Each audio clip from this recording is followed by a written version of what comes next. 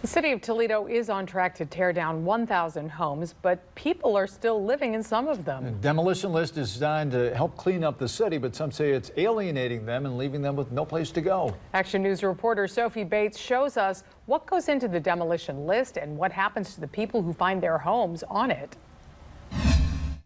Hundreds of abandoned houses stalk the streets of Toledo. They're the target of the city's demolition list, and some homeowners say they're being caught in the crosshairs. Amanda Schuar's house on Everett Street shouldn't be standing. I really was in disbelief. I'm like, there's no way they're tearing this house down. There's nothing wrong with the house. She had no idea her home was on the city's demolition list. They receive a posting on the property and a letter that goes to the most current mailing address that we have on record. Schuar says she never received a posting or letter. Same story for the Lewises in their house on Warren Street they're hoping to rehab.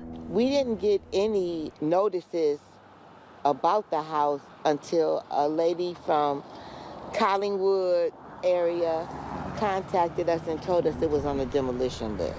That lady, a crusader, armed with binders of flyers and a passion for saving homes. I met Fanny Effler back in March. Most of the homeowners that you're talking with, did they know that their home was No, that was the point. That was the point. I mean, seriously, putting a note on their door saying, "Help save this house," is getting the attention.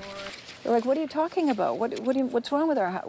Well, you're on the list. What list? We don't know about any list. You might remember Sarah Moss's story from January. She bought her first home on Oak Street without knowing it was on the demo list. It's very stressful and it's incredibly frustrating. I feel like I feel almost helpless. You know, if I had the money, I'd want to move and never come back. 6 months after our story, and after spending thousands of dollars repairing the house, the city agreed to take it off the list. What makes up the demolition list? It's a catalog of about 1,000 homes put together using Lucas County Land Bank surveys and input from Toledo's Code Compliance Department. The city created the list as part of an application for a $10 million building demolition grant from the state of Ohio.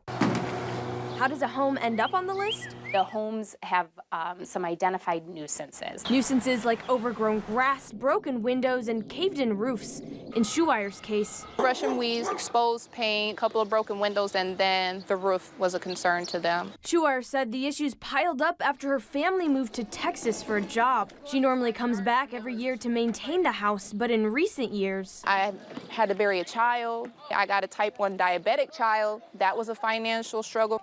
Now Schuar, her husband, and their 8 children are back in Toledo. They want to turn this 5-bedroom house into their forever home. It's perfect as far as size, has a Michigan basement. I own this lot over here, so I plan on putting a little playground area over here. Schuar cut down the weeds, painted the house, fixed the windows, and is working on the roof. I hope to buy this lot one day and put a pool in there. The basement, you know, I want to refinish it, make it a game area and stuff for my kids. So we have a lot of big dreams for this home. She went to the Nuisance Housing Appeals Board in an attempt to save her home. 2 days later, I get a denial letter saying your appeal's been denied. You can go to court if you want to. She's still trying to save the home, but if she doesn't, she'll be on the hook for a $10,000 bill. The I-Team asked why. Robeson says the city has to match 25% of the state grant. Part of that is coming from people who have their homes demolished. You want to stick me with a $10,000 bill for tearing it down, for tearing down a house that I didn't even want you to tear down. They're talking about this beautification program, but their idea of beautification is 1,000 empty lots. So what happens to the lots? The city hopes someone will buy them, maybe a neighbor looking to expand their property or someone wanting to build a community garden.